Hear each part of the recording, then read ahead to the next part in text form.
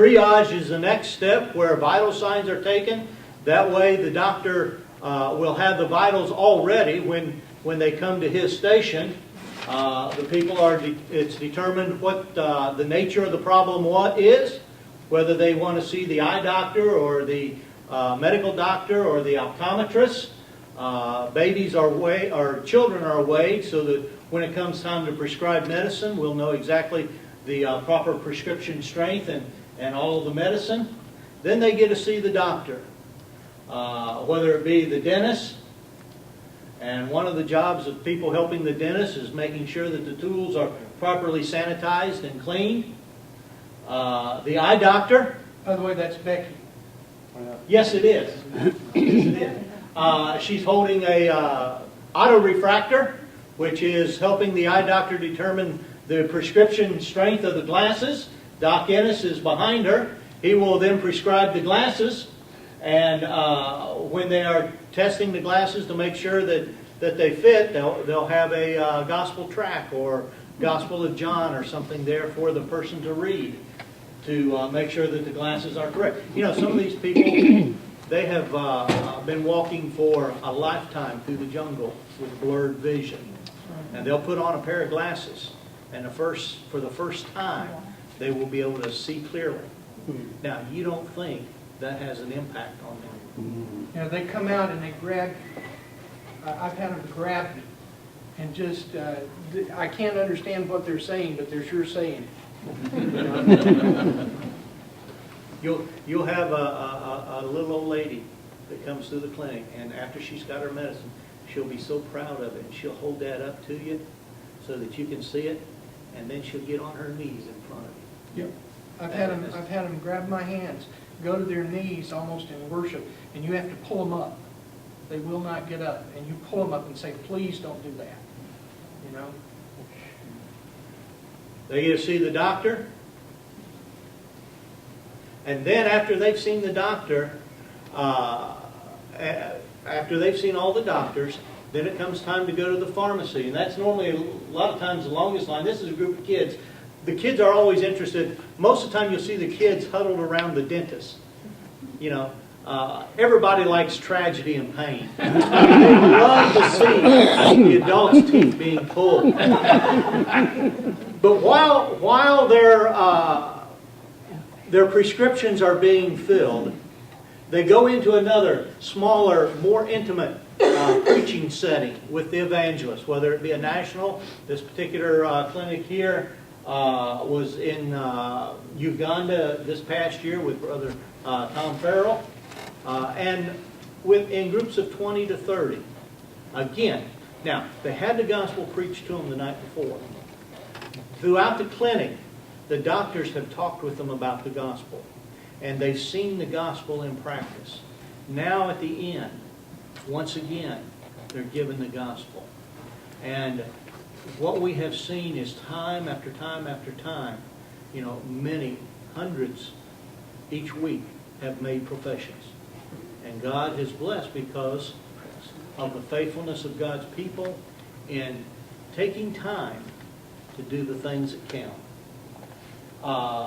And as a result of them hearing the gospel, you know, many are saved. And we don't leave it at that. Okay? We work with good missionaries. Brother Jim Childress is a good missionary. He has many, many preacher boys that are ready to go into these villages and do the follow-up work and work with these people and eventually start churches. There's a whole system of churches now through that northern jungle coast where clinics have been held and other evangelistic work has gone on. And now they've got a whole system of churches, and they hold their own Bible conferences, and they hold their own training sessions for the young men that are pastoring. I want to close with a quote that I saw from Hudson Taylor. He says, "I have found that there are 3 stages in every great work of God." Now, I want to tell you right now, you'll find these 3 stages as you approach. And if you decide to go on a mission trip of this magnitude, there are 3 stages. First, it is the impossible. Okay? You look at the magnitude of the work, and you look at sleeping on the floor, on a concrete floor, and you look at having less than adequate facilities, and you look at the food being beans and rice and beans and you know, less than what we would consider adequate here in the States, and you look at the climate and you realize, you know, every day I'm being drenched. And being in July and in the Panamanian jungle, it'll get so hot during the day, and then when the rain comes, it cools it off for an hour or two, but then you know how it is after a rain and being so hot, it just makes it steamy and everything else. And then, ladies, listen to this now. There are bugs in the jungle. Okay? Let me tell you this story. I'm almost done, okay? Let me tell you this story. We were in Cocle del Norte, which is one of the villages along the coast there. It's the next river up. It's the next river up. And we were sleeping. We had run out of cots. The military had given us some cots that we could use, and we were using the cots, but we had run out. So Macho Me, you know, decided I'll sleep on the floor. All right. I got 2 of the egg crates. You know what the egg crates are from a hospital. Okay, I got 2 egg crates, and I had put that on the floor. You know, you don't want a sleeping bag as hot as it is, so I had just a sheet covering me, and I went to sleep that night. Sometime during the middle of the night, I don't know what time it was, but I felt something along my feet. I have no idea what it was. I was thinking about the crabs, you know, that big, that I had seen the night before. Okay? I was thinking about the frogs that were even bigger than that. I don't know what it was. But I know I kicked that thing a mile. I jumped up, I grabbed my egg crates, I put them on top of a table, and for the next 3 or 4 nights, I slept on top of that table. Now, there's critters like that there. I will tell you this. I have not seen the first snake in the jungle yet, but I know that they're there. And it's the ones that I have not seen that I'm the worst. First, it's impossible. Then, once you get there and you get into the routine of things, it gets difficult. You know, day in and day out, and it's hot, and you're sweating up a storm, and you know, you would just, you think about that Starbucks coffee and that steak from Texas Roadhouse, and you know, it's difficult. But before you know it, it's done.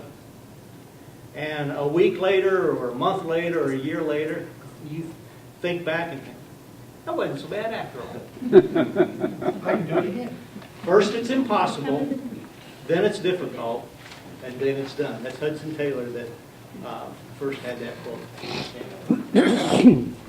Now, he scared you to death, okay? I want to tell you that in 20 years, we've never had any problems because we'll take care of you. All right, we're going to teach you. We're going to work with you. All right? You do not want to go to any country, I don't care how civilized it is, unless you're prepared. All right? And we will help you to prepare for this if you decide to go here. Okay? Now, why are we recommending this? First of all, the missionary there in Panama is deeply desiring to take a medical team into the villages there. They have no gospel, and he knows that with the work of the medicine, that many people will come to Christ and they'll be able to establish a church. Okay?